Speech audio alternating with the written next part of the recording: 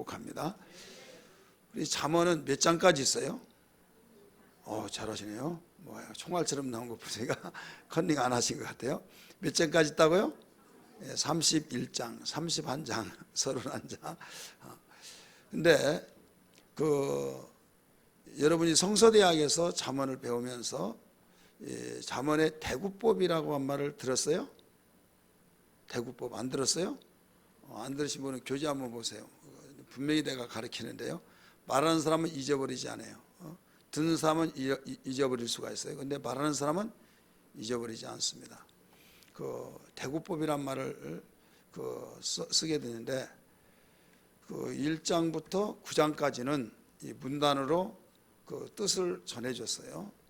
근데 이 10장부터 22장 16절까지는 거기까지는 이 대구법으로 나옵니다. 그 대구법이 뭐냐? 한 절 한 절마다 짧은 문장이지만은 한 절 한 절마다 뜻이 다 다르다 이거죠. 그래서 문단이 따로 있는 것이 아니라 한 절이 한 가지의 뜻을 다 가지고 있는 거예요. 그래서 잠언 설교하기가 어려운 것이 뭐냐면 한 구절 읽고 설명하고 한 구절 읽고 설명하고 이제 이 몇 절에서 몇 절까지의 그 뜻이 담기는 것이 아니라 한 구절마다 모든 뜻이 담겨 있기 때문에 시간이 굉장히 많이 걸릴 수밖에 없고, 그래서 이 잠언에 대해서 어떻게 보면 참 생활 속에 절대적으로 필요한 내용들이지만은 진도가 나갈 수 없기 때문에 좀 껑충 뛰고 싶은 그런 생각도 들지 않을 수 없는 내용들입니다. 예를 들어서 대구법을 어떻게 설명하고 있는가 하면 여기에서 짧은 문장들로 되어 있는데 의인과 악인, 지혜로운 자와 미련한 자, 이렇게 비교를 해주죠. 비교해주는 그 내용들을 대구법이라 이렇게 말하고 있어요.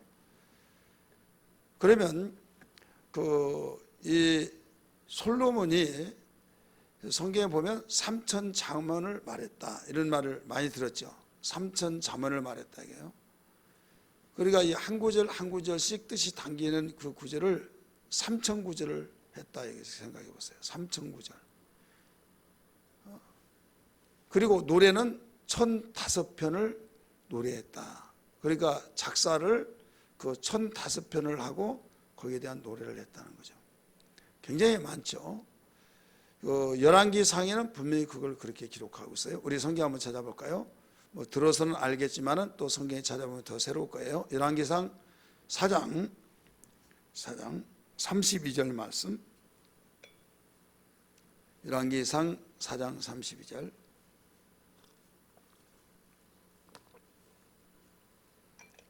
먼저 찾으신 분들 읽으세요. 시작.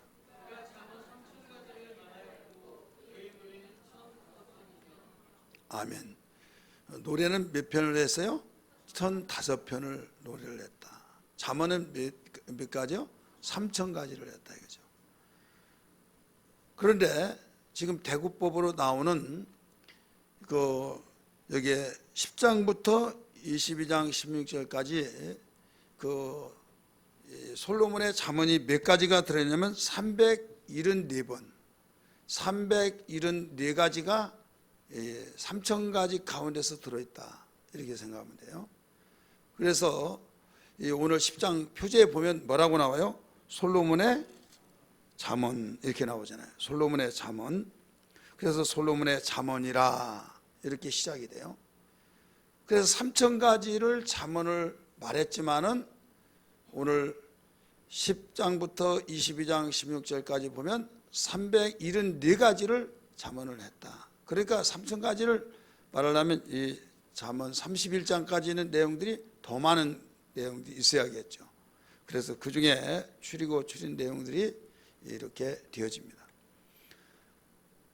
이미 말씀드렸던 것처럼 대구법으로 되어 있기 때문에 이 문단을 나눌 수가 없는데 한 구절 한 구절 하다 보면 굉장히 또 지루함 감이 없지 않아 있어요.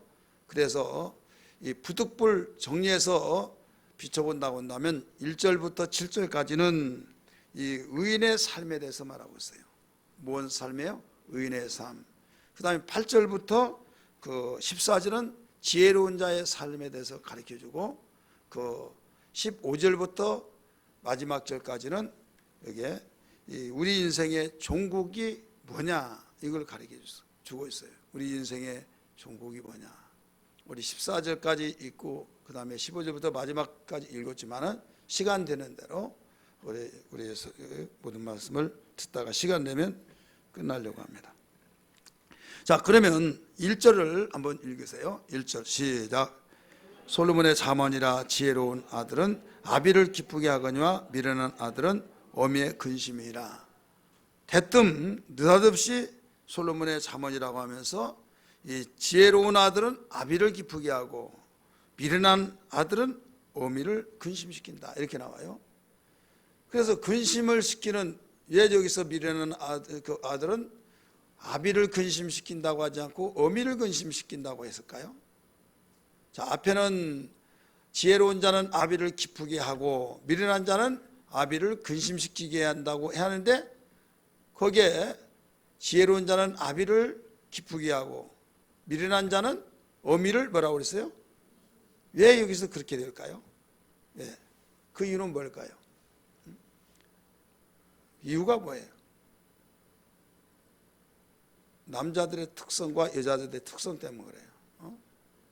남자들은 자식이 잘못되면 밤을 지새우며 막 날마다 지새우면서 밥을 못 먹고 입이 부름트고 그런 특성이 아니라 이놈의 자식 하면서 가만 놔줘야 않겠어. 좀 옛날 사람 같으면 군대로 말하면 몽둥이가 약이야 하면서 그냥 화가 나고 그 자식 농사 이렇게 말하면서 캄캄하지만은 그냥 빨리 지나가는 거예요. 근데 어머니는 두고 그래서 뭐 때문에 그러냐, 진생지가 그렇게 가기로 작정했는데 놨더라고. 아버지는 대부분 그렇게 말합니다. 근데 어머니는 그러지를 않아요. 하나님이 만드신 여자의 그 마음은 이제 자식을 낳으면 어머니가 되잖아요. 그래서 어머니의 마음은 아무리 남편이 그렇게 말하더라도 그럴 수가 없는 거예요. 이건 하나님이 만드신 특성 속에 나타날 수 있다는 걸 믿기 바랍니다. 그런데 지혜로운 자는 아버지를 기쁘게 하고 미련한 자는 어머니를 근심시키게 한다. 그러니까 이 미련한 자는 아버지보다 누가 더 근심한다는 거예요? 어머니가 근심을 한다. 그래서 어머니에게 말한 거예요. 자, 듣고 보니까 그런 것 같아요? 안 그런 것 같아요? 나는 안 그런데요. 그런 사람이 있겠지만 그분은 특별한 축복, 복 중에 복, 하나님의 특별한 사람으로 만들었다 생각하시고 보편적으로 그래요. 여러분 한번 상황 보세요. 미련한 자식 부모 중에서 이 어머니가 얼마나 힘들어하는지를 모르죠. 털털 털어버리라고 막 하더라도 어머니는 안 그래요. 아니 잠을 이루지 못한다. 그래서 어머니를 근심시키게 한다. 이렇게 말을 했어요. 자, 이제는 우리는 스스로 아버지로 태어나고 어머니로 태어난 것이 아니라 한 자녀로 태어나서 자라서 결혼해가지고 그 아버지가 되고 어머니가 되었어요. 그러면 내가 자녀였을 때, 이제 내가 부모였을 때 비춰보면 내가 부모가 되어보니까 옛날에는 몰랐던 그 어머니의 마음과 아버지의 마음을 안다 이거예요. 그러면서 특별히 결혼해봐야 그 부모의 마음을 안다 이렇게 나오죠. 결혼해야. 근데 결혼을 하더라도 자식을 낳았을 때하고 자식을 낳지 않았을 때 또 달라요. 그래서 너도 이 녀석아 자식 낳고 키워봐라. 그러면 이 엄마 마음을 알 것이다. 아니면 이 애비 마음을 알 것이다. 왜? 자식의 입장에서는 하늘보다 높고 바다보다 넓은 그런 그 부모의 마음이라고 노래까지 해요. 어머니의 노래를 한다 이거예요. 하는데 이론상 머리상은 다 알아. 아는데 실제로 가슴속에 파고 들어오진 않아요. 그렇게 말하면 예 모릅니까? 나도 다 압니다. 그런데 이 비교할 수 없기 때문에 다 안다고 하는데 막상 자식을 낳고 그 자녀를 키우는 그때부터, 낳는 순간부터 부모의 심정을 제대로 알아버린다 이거죠. 그래서 여자들은 아이를 낳을 때 엉엉 운다고 하잖아요. 저는 여자가 안 되었고 남자이기 때문에 아이를 낳지 못했어요. 배 이렇게 불러가지고 낳지는 못해서 알지는 못한데 그 엉엉 운다는 거죠. 자, 안 우는 사람이 있었어요? 우리 김숙향 권사님, 그 아주 둘을 낳는데, 그 일찍 낳더라면 다 정부에서 보상을 받는데 그 당시는 보상이 없어서 이미 홀쩍 커서 이제 얼마 있지 하면 그 면회를 얻을 그런 얘기가 됐는데, 그 아이를 낳을 때 그 울었어요, 안 울었어요? 울었어요? 아는 사람만 다 물어볼 수는 없고. 그 왜 울었어요? 나는 모른다니까요. 내가 정말 나봤으면 내가 내 입장을 말해요. 근데 왜 우냐? 왜 울은 것 같아요? 오늘 기도하신 윤하자 집사님, 안 울었어요? 울었어요? 왜 울었어요?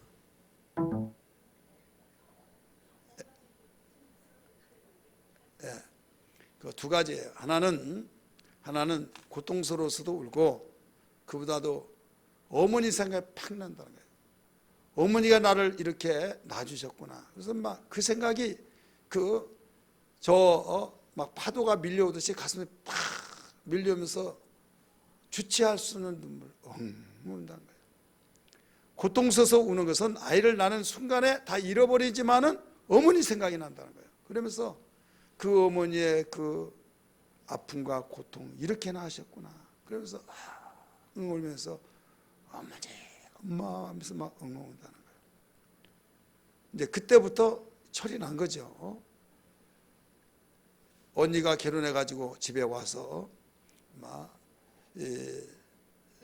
언니 집에 가서 시집 갔다 오서 가서 봤더니 야 빨리 불 꺼, 빨리 불 꺼라고 하고 수도 안 쓰면 바로 잠궈 그러니까 언니 되게 짜게 그러냐고 언제부터 그랬어? 너도 시집 가봐라, 너도 살림해봐라. 그래, 난 아니야, 나 그렇게 아니야. 근데 자기가 결혼해서 보니까 언니의 그 생활이 이해가 되더란 거예요. 시키지 않더라도 되더라 이거죠. 그렇게 전략하고, 그리고 같이 갔을 때 엄마가 그 시장 가면서 콩나물 하나 사면서 이거 좀 깎아달라고 하고 더 달라고 하고, 그게 너무나도 못마땅하고 때로는 그거 얼마나 된다고 그거 깎으려고 하는가 하면서 창피하기도 하고, 그래서 다시는 안 간다고 같이 그랬던 자신이 이제 결혼해가지고 시장 보면서 그러고 있더라 이거죠. 그러니까 자기는 안 그럴 줄 알았는데 결혼해서 살림을 하다 보니까 그렇게 되더라. 이게 뭐냐면 그만큼 내가 어떤 결혼하기 전에, 가정을 가지기 전에 후에 차이점이 있다는 거죠. 이렇게 하지 아니하면 절대로 살아갈 수 없다, 그런 위기감을 느끼고, 더 나가서 그 말로만 들었던 부모, 말로만 들었던 자식 그 관계가 그냥 이론이 아니라 실제적으로 파고 들어오니까 그러게 되는데, 과거에 그 동생이 그 말을 듣지 않고 엄마가 근심하고 있을 때 왜 근심하냐고 다 알아서 한다고 하던 그가 이제는 이해가 된다 이거죠. 우리는 형제들이 많습니다. 형제가 많다가 보니까 우리 어머니가 맛있게 다 먹고 있는데 멍 하고 있을 때가 있어요. 그러니까 왜 그래? 그럼 눈물을 툭툭 떨어뜨려요. 그래서 왜 그러냐고 했더니 반찬이 좋은 건 나오니까 그 객지에 있는 아들도 생각나고 딸도 생각나고, 그럴 때 이것이나 먹고 지내나 모르겠다고 너무 생각나는 거예요. 여기보다 더 잘 먹는다고 그러더라도 그게 생각이 나는 거예요. 그러면서 눈물을 툭툭 떨어뜨리는. 그러니 좋은 일에도 이렇게 마음 아픈데 근심을 시켜준다고 보세요. 남편은 뭐라고 합니다. 알아주지도 않는데 뭐 그러고 혼자 있냐고 하는데도 알아주든 말든 그 부모는 그 가슴 속에 파고드는 거예요. 그러니까 미련할 때 얼마나 근심이 되겠느냐.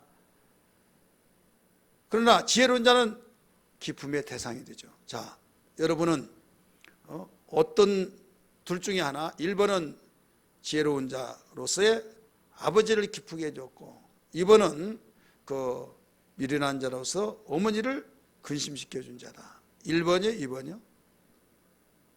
1번, 2번. 자, 1번. 손 들어봐요. 손 들어봐요. 2번. 손 안 든 사람. 피해가려고 하지 마시고요. 자, 성경이 말하고 있다 이거예요. 솔로몬의 잠언이라고 하면서 대뜸 하는 말이 지혜로운 자는 아버지를 기쁘게 하고 미련한 자는 어머니를 근심시키느니라 라고 말했다 이거죠. 우리는 근심시키는 자가 아니라 기쁨을 주는 자녀가 되어야 될 줄 믿습니다. 특별히 여러분의 자녀들은 여러분의 자녀가 여러분을 기쁨을 주는 지혜로운 자가 될지언정 어머니를 근심시켜주는 그런 자녀가 없기를 주의 이름으로 축복합니다. 그래서 기도할 때도 하나님 말자 듣게 해주시고, 그렇게 기도하는 것보다는 하나님 지혜로운 자 되어서 기쁨을 주는 자녀가 되게 해주시고, 이런 기도가 더 우리가 바람직할 줄 믿습니다. 2절 우리 비춰보면, 자, 그럼 1절에서 조금 더 언급한다고 한다면, 성경에서 한번 언급해 본다면 기쁨을 주는 자녀들은 누굴까요? 생각난 대로 말해보세요.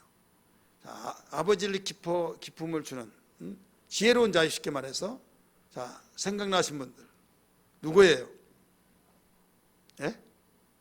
막상 물어보니까 멍하고 그냥 아무것도 생각이 안 나요? 아버지를 기쁘게 하는 자는 지혜로운 자라고 그랬죠.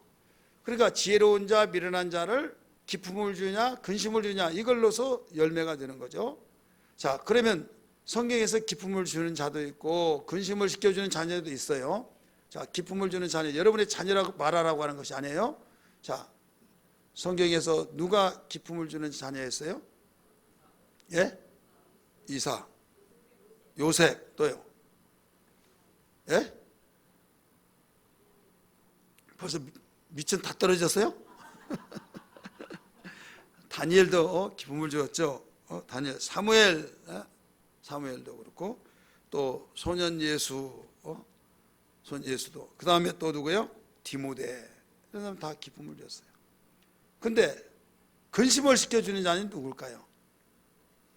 내가 아까 누구 아들 하기만 하면 되는데, 사무엘의 아들도 또 엘리 제사장의 아들들도 근심을 시켜줬죠. 더 나가서 이 다윗의 아들 중에서 또 누굴까요? 압살롬. 압살롬이 얼마나 근심을 시켜줬습니까? 내 아들 압살롬아, 내 아들 압살롬아 하면서 충신한테 그 얼마나 미운털이 바뀌었는지, 왕이 그 신하한테 미운털을 바뀌어서 우리가 죽고 그 아들은 살아났으면 좋겠습니다 하면서 말년에 압살롬은 반항을 하고 쿠데타를 일으켰잖아요. 근데 네가 절대로 내 아들 압살롬을 죽이지 말아라. 근데 죽여버렸어요. 그럴 때 얼마나 슬픔 속에 그 애절한 그 울음을 같은지 몰라요. 이게 절제가 안 되면서 계속 지속되니까 이 요압 장군이 가가지고 왕이여 한 말씀 하겠습니다. 아니 그 반역을 일으킨 그놈이 죽어야지 어떻게 우리 같은 충성이 죽기를 바라고 있습니까? 우리가 죽었으면 정말로 이렇게 슬피 울는지 의심스럽습니다 하면서, 저는 마땅히 드려서는 안 되지만은 말씀을 드리겠습니다. 만약에 여기서 울음을 그치시고 정신을 차리시지 아니하면 왕의 자리가 어떻게 될지 모릅니다. 협박 아닌 협박을 한 거예요. 이때 가슴속에 파고 들어온 것을 다 담아놨어요. 그래서 그 솔로몬에게 뭐라고 했습니까? 솔로몬아, 너는 요압을 그 머리가 백발로 되어서 돌아가게 하지 말아라. 나는 노년이 되어서 그를 이길 수가 없으니 지혜스러운 내 아들 네가 다 알아서 처리하라. 이렇게 말을 했어요. 기억나시면 아멘 하십시다. 그러니까 말년에 젊었을 때는 굉장히 다윗과 하나가 되어서 충성스러운 충성인데, 나중에 이 말년에 가서는 다윗 왕을 굉장히 협박까지 하는 그런 상황에 있었어요. 그만큼 협박을 당할 정도로 이 압살롬을 사랑하고 근심거리가 되었던 거죠. 그래서 이 압살롬, 우리는 우리 한국 글씨로 문자 단어로 보면 이 놈자가 들어가서 그러나 모르겠지만 압살롬 많은 이름 글자인데 놈자가 들어갑니까? 이건 웃자고 하는 말이에요. 또 목사님이 하는 말 그대로 해가지고 여러분 그만큼 근심을 시켜주는 자식도 있더라 이거예요. 그 다음 누가복음 15장에 나오는 비우지만은 그 탕자 같은 경우에 근심을 주는 자녀죠. 자, 오늘 2절에 보세요. 또 2절. 자, 2절 같이 읽습니다. 시작. 불의의 재물은 무익하여도 공의는 죽음을 건지느니라. 아멘. 이게 2절에서 불의한 재물은 무익하다 이 말이에요. 불의한 재물, 부정적인 것으로 얻어진 재물은 무익하다. 다시 말해서 부정하여 모은 재물은 쓸모가 없다 이런 말입니다. 그래서 이 쓸모없는 재물을 가질 것이냐 아니면 정말 쓸모있는 재물을 가질 것이냐, 이 지혜자는 이걸 가르쳐주고 있어요.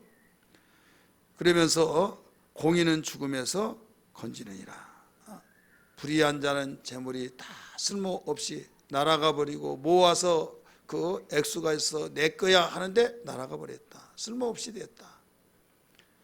그 홍브라 전사가 미국에서 알바하면서 우리 교회도 왔지만 그 동기생인 4살 위에 언니빨 되는 그 부에 사는 아가씨예요.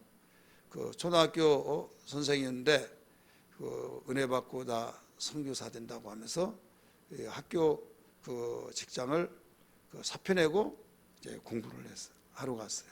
그래서 거기서 만난 그 동기, 언니빨이기도 하고 그 동기인데 같이 알바를 이제 따로따로 이제 직장을 다른데 한 번은 막 엉엉 울면서 보라야 막 하면서 엉엉 울면서 왜 그랬는지 그랬더니 돈이 다 날아가 버렸어 그러더래요. 어떻게 해서 날아가는데 알바비를 받아가지고 너무 좋아가지고 너무 더우니까 창문을 열어놓고 막 세웠대요. 그리고 옆에다 딱 뒀는데 바람 이제 그 문을 딱 여는 것과 동시에 날아가 버리더라고요. 날아가니까 완전히 건불 날아가듯이 날아가 버리니까 막 여기에서 그냥 옆에 떨어진 것도 아니고 날아가 버리니까 이제 어떻게 할 도리가 없는 거예요. 그래가지고 엉엉 울면서 막 돈이 날아갔다고. 자, 그와 같이 불의를 통해서 얻은 재물은 날아가 버린다. 쓸모가 없다. 쓸모없는 물질을 어디에 하겠습니까? 쓸모있는 물질을 어디에 하겠습니까? 유혹을 많이 받으시나 날아가도록 줬사오니 주여 그런 물질을 좀 주어보시오. 그렇습니까? 쓸모없는 물질은 아예 생각지도 안 해야 될 줄 믿습니다. 3절 한번 보세요. 3절 시작.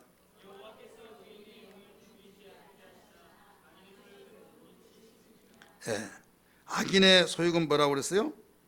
물리치시느니라. 나쁜 사람의 그릇을 하나님이 깨트려 버린다 이 말이에요. 나쁜 사람의 그 그릇이 어떤 것이냐, 밥그릇을 깨트려 버린다는 원어의 뜻은 그렇게 나와요. 그래서 하나님께서는 반드시 악인의 소욕을 물리친다. 악인의 밥그릇을 깨트려 버린다. 그리고 악인으로서 성공하려고 하면 꿈에서도 깨어나야만 됩니다. 악인의 그 소욕이라고 하는 것은 악인으로서의 나 잘 살아봐야지, 악인의 마음에 그대로의 그걸 품고 계속 성공해야지, 뭐 해야지 하면서 꿈이 불어가지고 한 것은 일찌감치 꿈 깨라는 거죠. 아멘을 하든지 주여를 하든지 한번 해보세요. 지금 내가 괜히 와가지고 그 말을 듣고 안 하자니 그렇고 하자니 그렇고 갈등이 일어나네 이렇게 생각하지 마시고요. 3절 말씀 보니까 여호와께서 의인의 영혼은 줄이지 않게 하시나. 자, 그러니까 의인의 그 영혼은 때로는 생활 속에 힘들고 궁핍함이 있다 할지라도 갈등을 일으키지 말아라. 예, 그 영혼은 줄이지 않게 하신다. 그래서 절대로 굶어 죽게 하지 않는다는 거예요. 줄이지 않는다는 것은 목숨이 지속되어지고 붙어 있다는 거예요. 여러분 정직하게 살려고 하고 힘들게 정말 양심 바르게 살려고 하고 하나님의 기쁘시게 살려고 하면 때로는 굉장히 그 궁핍이 있을 수가 있어요. 그래서 유혹이 뭐라고 한가 하면 너무 맑은 물에는 고기가 살지 못한다, 이런 말을 해요. 사람들이 그러니까 적당히 믿으라, 적당히. 그래서 적당히 하라고 한 그 말에 그 비유까지도 맑은 물에는 고기가 사는 법이 없다. 그러면서 붕어 어디서 사느냐, 미꾸라지 쇠탕 좋아하지, 어디서 사느냐, 구정물을 일으킨 데서 산다 이거요. 뱀장어 좋아하냐 안 좋아하냐, 살지. 그 뻘에서 들어가 산다. 그러면서 이 뱀장어가 한번 그 뻘에서 이래 촐랑촐랑 해본 그 물이 북등하게 일어나는데 그런 데서 살아 하면서 고기를 잡으려면 그 너무 맑으면 그게 없다 할 때 정말 그런 것 같아. 그래서 적당히 하면서 그냥 눈 감았다 떴다 하면서 이렇게 습관화가 되어버리면 여러분 절대 그 소욕은 뭐라고 그랬습니까? 물리치신다, 밥그릇을 깨트려 버린다, 이렇게 가르쳐 주었어요. 그래 언제 깨트려질지 몰라요. 예고 없이 깨트려져요. 하지만은 정직한 자에게는 영혼을 굶주리지 않게 하신다. 그래서 굶어 죽을 것 같지만은 죽지 않더라 이거죠. 이 목회자는 그 정직하게 목회하려고 한 것이 뭐냐? 신본주의에서 목회하려고 한 거죠. 인본주의가 아니라 신본주의를 주장하면서 하나님이 기뻐하신 그 뜻을 향해서 그 움직이고 운동하고 설교하고 그러면요, 설교 듣기가 일차적으로 힘들어요. 왜 그런가 하면 내가 지금 현실 속에서 내가 직면한 문제들이 그 말을 듣고 깨닫고 마음이 평안하고 그것이 적용이 돼야 할 텐데 그런 말을 어필해 주기보다는 오직 그 영원한 천국에 대해서 또 하나님의 자녀가 되어지고 또 우리는 어려운 가운데서도 오직 믿음으로 살아가야 된다고 이런 말을 할 때 현실적으로 너무나도 동떨어지는 세계를 이야기해 준 것 같고 그러다 보니까 마음에 와타지를 하는 거예요. 지금 직면하고 있는 발등에 불이 떨어진 거기를 꺼주고 막 얼마나 아프냐고 해야 하는데 거기에서 그렇게 말해 주지 않는 것 같고 나는 지금 관심이 없는데 오직 믿음하고 기도하라고 하고 오직 우리는 작전 기도하고 또 우리 영적이 살아야 된다고 하고 영원하고 하다가 보니까 너무 현실적을 모르고 현 시대에 그 모든 것을 파악하지 못하고 목사님은 설교한 것 같다. 그렇기 때문에 설교의 은혜 받기랑은 굉장히 힘들죠. 그래서 목사님들이 여기서 갈등을 일으키죠. 갈등을 일으킬 때 이 세상에 움직여지고 그 성도들의 움직여진 것을 혼이 들여다보지 거기에 대하여서만 이렇게 설교해 어필해 주면 은혜 많이 받았습니다 하는데 이것은 필요하고 필요 없는 것은 아니에요. 하지만은 이것이 근본적인 대책은 될 수 없다. 그것도 필요하지만은 그걸 말해 주면서 근본적인 것을 해결해 줘야 된다 이거죠. 따라서 합시다. 근본. 그래서 근본적인 것이 해결되지 않으면 여러분 오래 가지 못합니다. 그 김대중 대통령 정권 때 IMF를 맞이해서 해결해 주기 위해서 어떤 일을 했는가 하면 무조건 나오면 하루에 일당 3만 원, 4만 원 정해진 그것을 다 주었어요. 7호 사업. 그래서 누구든지 나오면 이제 지정된 사람 나와서 출석 부르면 다 나눠줘. 그러면 그들이 나와서 이런저런 이야기하다가 해넘어가면 돈 받아서 또 간다 이거죠.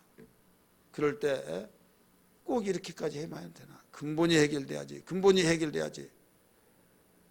이때 뭐라고 하는지 아세요?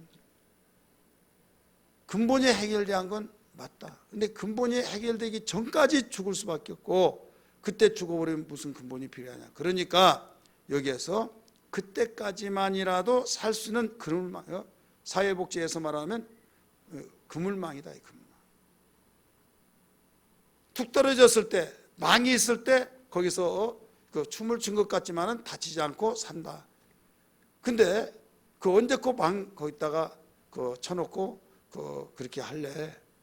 그걸 뛰어내리려고 하는 자살하려고 하는 그런 마음을 제거시키고 없애줘야지. 그 말이 맞죠? 그러나 여기에서 죽고 싶다고 하면서 죽으려고 할 때 그래 죽으라고 다 놨더냐? 아니다. 그물망을 쳐야 된다. 그랬듯이 바로 우리는 이 세상에서 힘들고 지칠 때 거기에 대한 언급은 필요합니다마는 우리는 그것과 동시에 그보다 더 깊은 것은 우리는 같이 나가면서 어차피 저울에 달면은 어느 쪽에 무게 있는 쪽에 기울어지듯이 1순위가 뭐냐?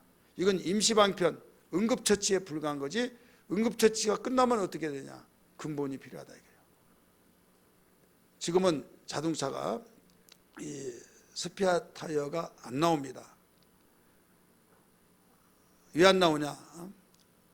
이제 자동차 회사에서 너무 그 스페어 타이어 하나를 주잖아요.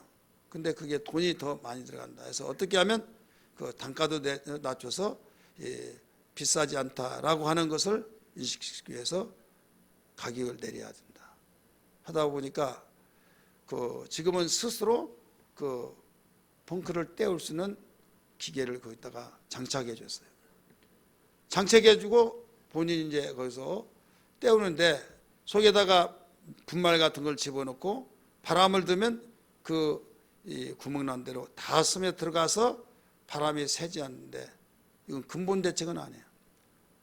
우리 지금 전화 한 통하면 우리나라 어디에 다 와요. 그런데 전화를 하더라도 올 수 없고 통화가 되지 않을 수 있는 그런 상황 속에 있을 때 우리가 거기서 밤을 새울 수는 없다. 어디로 가냐?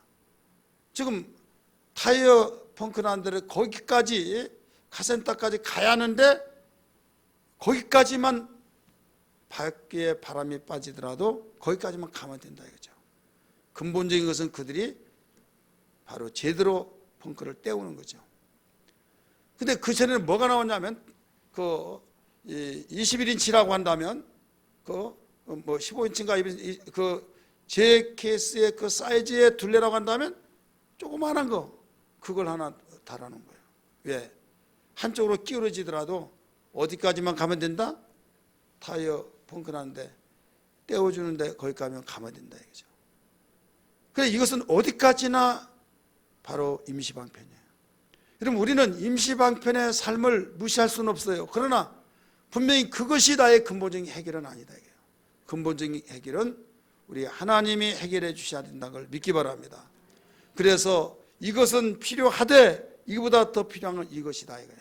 그래서 근본이 해결되지 않으면 영혼이 해결할 길이 없는 것이다. 그래서 영적 하는 이유가 거기에 나온 거예요.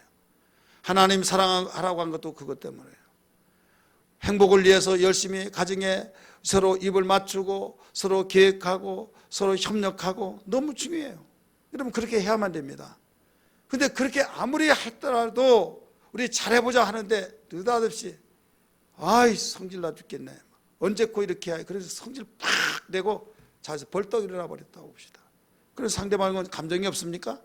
감정이 있기 때문에 거기서 결단하고 협력하기로 했던 것이 와르르 무너져 버린다 이거죠.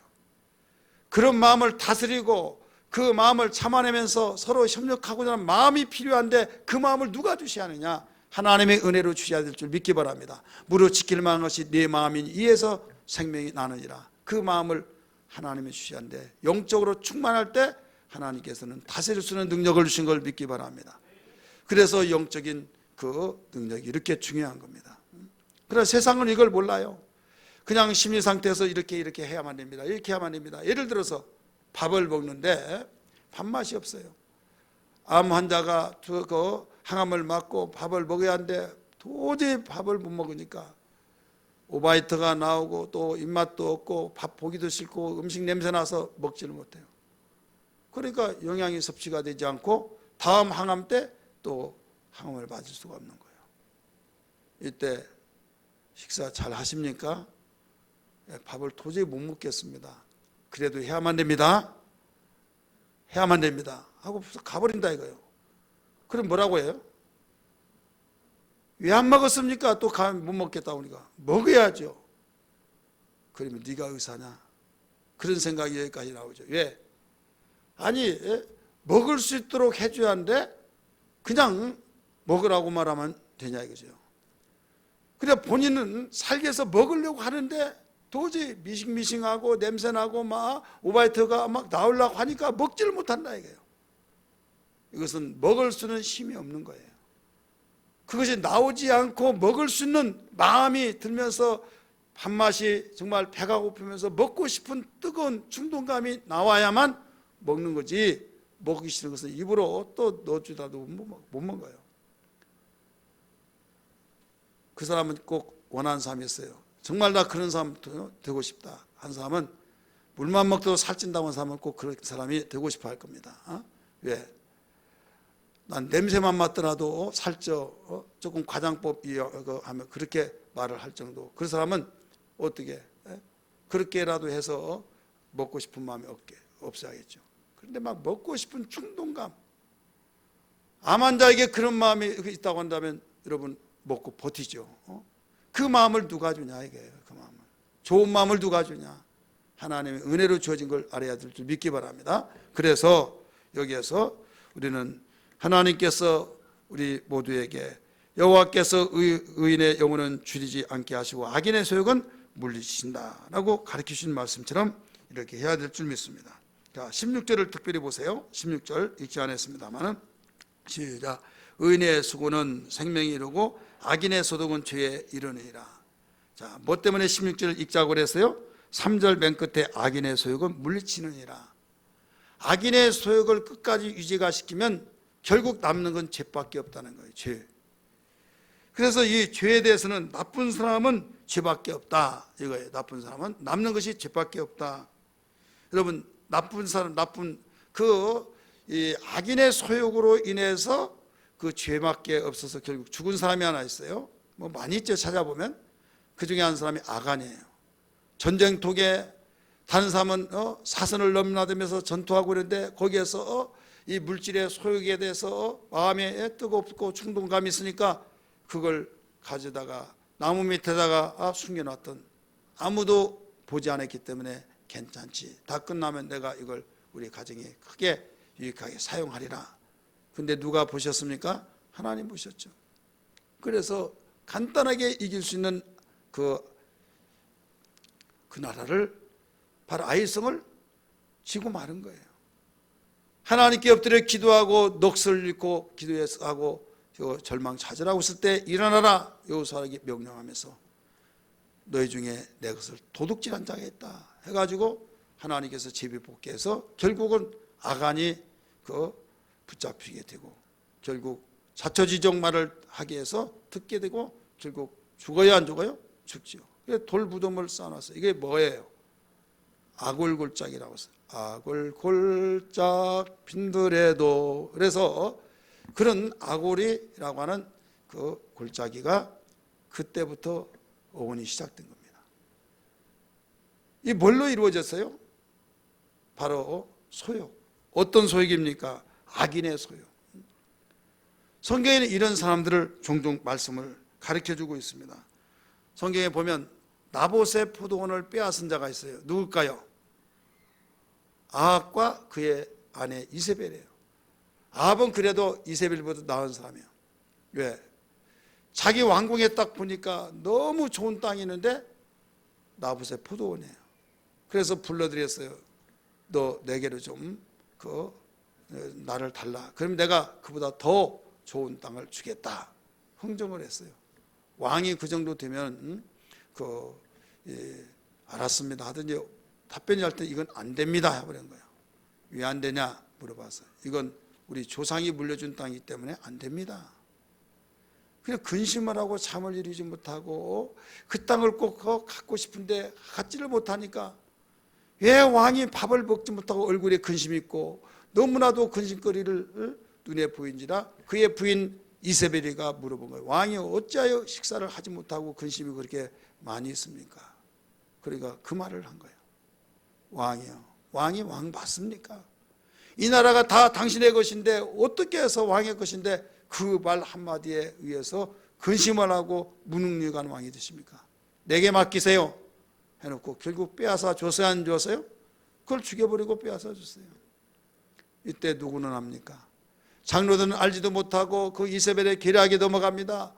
왕을 멸시하고 왕을 조롱하고 그렇게 따오면서 그 명분 아래서 장로들에게 그 죽이라고 해서 죽인 거예요. 이건 바로 죄의 소욕을 가진 거죠. 그래서 결국 그의 핏값을 하나님께서 갚아주죠.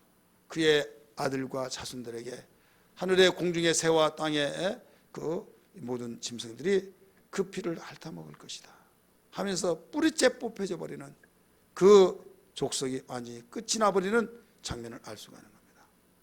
또 한 사람 더 소개하려고 그래요. 이 게하시라고 하는 사람 아시죠? 엘리야의 그 종, 나만 장군의 재산을 그 하나도 받지 않았던, 돌려보냈던 그에게 달려가서 우리 주인께서 달라고 그랬습니다. 해가지고 속였죠. 뭐 때문에 그랬을까요? 왜 그냥 보낼까? 지금 얼마나 귀한데 하면서 우리 주인께서 이렇게 해서 달라고 했습니다. 그래서 그걸 받아가지고 왔어요. 그래서 그에게 뭐가 나타났습니까? 문둥병이 나타난 거예요. 그리고 결국은 그거 쓰지도 못하고 죽기도 하고 또 병이 들어서 문둥병이 되어지고 더 나가서 오늘 우리 말씀을 드렸던 이 아간 같은 경우도 그는 죄인이라고 하는 그 가정까지 다 말살해요. 죽이는 장본이 되었다 이거예요. 그래서 우리 어떤 일이 있더라도 이 악인의 소욕은 있어서는 아니 된다라는 걸 믿기 바랍니다. 못밖에 남지 않아요? 죄밖에 남지 않는다. 이걸 가르쳐 드렸어요. 그러면서 손을 게을리지 하지 말고 부지런하게 놀래라. 엉뚱한 생각으로 내가 잘 살아보려고 생각하지 말아라. 열심히 부지런하라 이거예요. 그런 생각으로 머리를 굴리고 그런 생각으로 편하게 살고 어떻게 해서 한탕주의 한목주의 하려고 하지 말고 노력하고 땀을 흘리면서 열심히 그 누가 뭐라고 하더라도 탈나지 않은 그런 가운데 일을 하라. 이걸 일러주고 있죠. 4절 한번 읽으세요. 5절까지 시작. 손을 게을리 놀리는 자는 가난하게 되고 손이 부지런한 자는 부하게 되느니라. 여름에 거두는 자는 지혜로운 아들이나 추수 때 자는 자는 부끄러움이 끼치는 아들이라. 아멘. 아멘. 그래서 우리 부지런함으로써 승부를 걸자. 따라합시다. 부지런함으로 승부를 걸자. 열심히 살려고 하는, 그냥 엉뚱한 생각, 누가 이렇게 돈을 벌었대, 누가 벌었대, 누가 이렇게 벌었대, 그러면 거기에 훅 해서 우리 유혹을 받다가 보면 나중에 굉장히 상처만 있고 그 사람은 되었을지 모르겠지만 나는 되지 않고 어떻게 보면요, 길게 보면 안 된 것이 더 나아요. 따라서 길게 보면 안 된 것이 낫다. 되면 거기서 조금 하다 보면 그는 나이 먹어서까지 계속 그러다가, 사람은 욕심이 그렇잖아요. 이만큼 벌면요 너무 많이 번지고 재미있으니까 그걸 투자를 해요. 퍼센트로 나가잖아요. 그 1억이라고 한 1억을 돈 벌었어요. 돈이 돈 버는 데에서 막 1억을 전체 투자했어요. 많이 들어요. 이제 10억을 벌어서 10억을 다 투자했어요. 그렇게 하다가 나중에 어떤 정세 속에서 무너져 버렸어요. 그러면 다 하나도 남기면 다 끝나버리는 거예요. 그러니까 누구든지 한번 돈을 벌면은 이렇게 해서 버는데 하나님 볼 때 합당한 돈이 돼야 할 텐데 여기에서 무슨 소욕이라고 그랬어요? 악인의 소욕이라고 그랬어요. 악인의 소욕도 똑같이 벌려고 할 때 그런 마음으로 되어질 때 거기에서 멈출 걸. 제가 풍선 부른 이야기 많이 하잖아요. 어떤 사람이 저 정선을 자주 들락거린답니다. 누가요? 어떤 사람. 그래가지고 돈을 많이 땄대요. 그래서 뭐 땡긴다는 건 모르겠는데 막 땡기면 쫙 막 쏟아져가지고 그 30만 원 가지고 막 그 500만 되고 막 또 8천만까지 따고 내가 1억까지 벌겠다. 딱 그런데 주르륵 하면서 나올 줄 알았더니 안 되고 해서 나중에 뭐 2천만 원 남기고 왔대요. 왔는데 나중에 근질러 가지고 견디지 못해. 또 가. 이게 사람의 심리예요. 그래서 어떤 가운데서도 거기에 맛을 들여버리면 바로 죄의 소욕이 된다. 그래서 어떤 가운데서도 우리 부지런함으로 하나님이 보시기에 합당한 이곳에서는 누가 밀어줍니까? 하나님이 밀어준다 이게요. 하나님이. 그래서 꼭 이 말씀이 생명되기를 주의 이름으로 축복합니다. 6절 말씀 보세요. 의인의 머리는 복이 임하나 악인의 입은 뭐라고 써요? 독을 먹음이니라. 이게 나오죠. 독을 먹음이니라. 오늘 1절에서 우리 7절까지 보면 의인의 삶을 가리키고 있는 거예요. 7절 말씀 보세요. 의인을 기념할 때는 칭찬하거니와 악인의 이름은 썩게 하느니라. 이름이 썩어버렸다. 자, 우리는 이름이 기록이 남고 이름이 바로 빛이 나고 우리 이름을 별과 같이 빛나게 해주신다고 그랬어요. 하나님께서 이 땅에서도 마찬가지지만 하나님의 나라에서도 그 이름이 별과 같이 빛나서 영광으로 나타나는 것을 생각해 볼 때 우리가 하나님이 밀어주고 이끌으시고 보호하시고 하나님이 후원하시는 그런 삶은 다른 것 없다. 의인의 삶이다. 믿으시길 바랍니다. 하나님의 자녀다운 자녀의 삶이다. 이것이 우리는 장래의 소망이 있고 누가 흔들고 넘어뜨리려고 할지라도 하나님이 견고하게 붙잡아 줍니다. 여러분 수없는 귀가 마르고 닳도록 들었던 다니엘 보세요.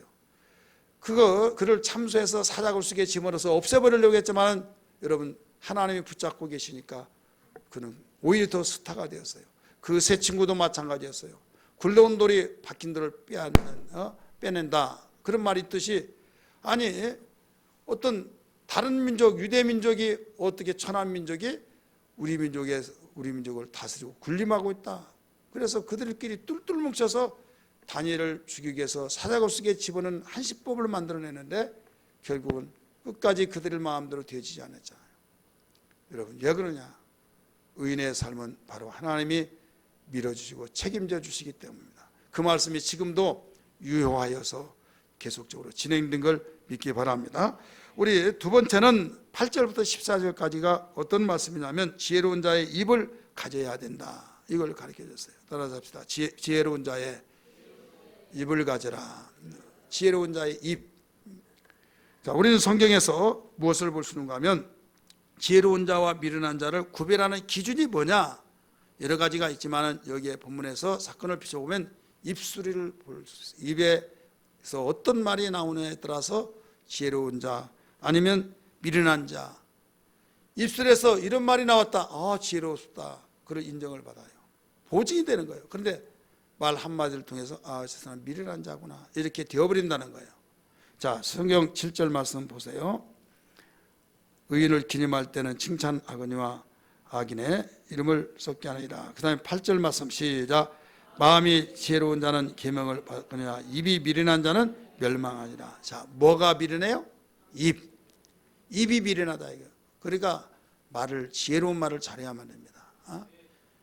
입에서 나온 말은 그 항아리에서 물이 깨트려졌을 때 항아리에 든 물이 땅으로 흘러내리죠. 그럼 주워 담을 수 있어요? 고체 덩어리는 주워 담을 수가 있어요. 근데 이거 스며들어 버리기 때문에 주워 담을 수도 없어요. 입에서 한번 나가는 말은 여러분 그걸로 일파만파로 퍼져나가면서 지금은 장비들이 얼마나 좋든지 언제 그러냐 안 했다 하더라도 딱 틀어서 주는 거예요. 여러분 전화하다가 화난다고 해서 막 막말하고 너 죽고 나 죽고 내가 너희 집에 다 불질러 버리고 완전히 어떻게 된가 보자 뉴스에 오면 내가 줄 알아나 막 하고 하면서 안 보인다고 뭐 그렇게 말을 했다. 나중에 경찰서에서 고소장이 접수돼서 저기다고 소환장이 왔어요. 소환장. 나 잘못 없다고. 그래서 갔어요. 갔는데 나중에 당신 협박죄로 그 형사법 몇 조 몇 항에서 자기를 처벌하겠습니다. 그러면서 그래요 안 했다고 하겠죠. 그래요. 했으면 했다고 바른 대로 말하라. 나중에 안 했다고 뭐 그냥 무조건 안 했다고 발쩍발쩍 뛰니까 딱 틀어줘요. 틀어주고 모든 것을 다 그대로 고스란히 남아있다 이거죠. 자, 여기에서 우리는 알아야 할 것이 뭐냐면 이제는 또 이 사진 찍는 것 때문에 그걸로 다 증거가 되죠. 지금 뭐 때문에 그렇게 돼서 입에서 나오는 말 때문에 입에서 나오는 말 때문에 결국 여기에 멸망하느니라 이렇게 나오잖아요. 따라서 멸망하느니라. 그래서 이 사람 미련한 자다 이게요.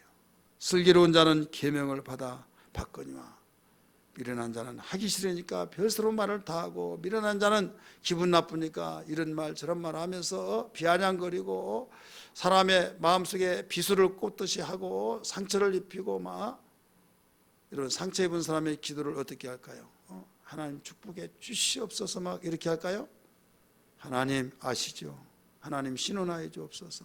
그러면 그 기도 하잖아요. 그럴 때 하나님께서는 그 모든 것을 듣고 계셔서 거기에 대한 것을 일하신다는 걸 알아야만 됩니다. 네가 원수 갚느니라고 복수하려고 하지 말아라. 원수 갚는 거 내게 맡기라 하면서 노마스의 말씀 보니까 하나님께서 그런 자에게 네가 원수라고 생각한 자를 내가 다 알고 있으니 내가 그를 갚아지 마. 근데 당장 피를 토하고 죽을 걸로 생각하는데 그렇게 안 되더라 이거죠. 잘 되고 그러니까 하나님께서 안 갚아준 걸로 생각하고, 하나님 살아계시면 한번 원수 갚아준다고 왜 안 갚아줍니까? 그렇게 할 필요도 없다는 거예요. 그러면 어떻게 갚아주시냐? 그 머리에 숯불을 피워놓는다는 거예요. 따라서 그 머리에 숯불을 피워놓는다. 자, 숯불을 피워놓으면 곧바로 숯불 피워놓으니까 콱 죽어요? 아니면 숯불을 피워서 문 닫아놓고 숯불 피면 거기서 뭐가 나올까요? 가스가 나와요. 가스가 나오면서 머리가 띵하다 하면서 뭐 이렇게 머리가 영 아프지 막 하면서 거기에 잠자다가 신화설며 아주 그냥 시간에 의해서 자기가 죽은 줄 모르고 죽어버린다 이거죠. 하나님이 원수를 갚을 때 그런 식으로 갚아준다는 거예요. 숯불을 머리에 얹어놨다라고 가르쳐줬어요. 그래서 다른 사람의 마음을 아프게 하지 마라. 근데 이 마음을 아픈 게 뭘로 아프게 하느냐? 행동도 있지만은 가장 먼저 뭐가요? 입. 그래서 복된 입이 돼야 된다. 이게 미련한 사람은 그 입에서부터 미련한 것을 나타낸다 이거죠. 이런 복된 생활이 되고 복된 삶이 되기를 원하시면 아멘 하십시다. 그런 무엇을 잘 관리하여? 입술을 관리 잘해요. 따라서 입술에서 여러분이 복받을 사람인지 아닌가를 잘 알 수 있어요. 그래서 화가 난다고 부하가 치밀어 온다고 막말을 하고 막 쏟아붓고 막 그러면 그것이 고스란히 미안하다고 한들 여러분 이미 상처를 받아버린 거예요. 예, 알았어요. 하지만은 그게 두고두고 상처가 나요. 그래서 정말 지혜로운 자 같이 말을 잘 해야 될 줄 믿습니다. 우리 성경 말씀 또 보세요. 거기에 10절 말씀 보세요. 시작. 눈짓한 자는 근심을 끼치고 입이 비련한 자는 멸망하느니라. 따라서 입이 비련한 자는 멸망하느니라. 8절에서도 나왔죠. 그 다음 11절 보세요. 의인의 입은 생명의 샘이라도 악인의 입은 뭐라고 써요? 독을 머금었느니라. 독을 머금었다. 독을 머금었다는 건 뭐예요? 독이 가리고 있느니라 이 말이죠. 독을 먹고 결국 독인지를 모르고 마셨다 이거예요. 그러면 죽는 거죠. 어디에서 이렇게 나와요? 입에서 어떤 말을 했느냐에 따라서 달라진다. 이걸 가르쳐 줬어요. 12절도 보세요. 미움은 다툼을 일으켜도 사랑은 모든 의무를 덮으니라 라고 하면서 14절 읽습니다. 지혜로운 자는 지식을 간직하거니와 미련한 자의 입은 뭐라고 써요? 멸망에 가까우니라. 멸망. 그러니까 우리는 절대로 입술의 열매가 맺혀져요. 입술의 열매가 맺히지 않으면 복을 받을 수가 없어요. 우리 한 군데 쭉 그 위에 떨어져서 띄어서 21절 읽어보세요.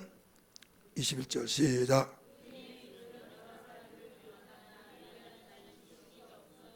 아멘. 바로 미련한 자는 이와 같다. 그래서 어떤 일이 있더라도 주님 내 입술에 기름 발라 복된 입술 되게 하시고 축복을 심어가는 입술 되게 해주시고 주님 화를 불러오는 입술이 되지 않게 해 주옵소서. 이런 기도가 되기를 주의 이름으로 축복합니다.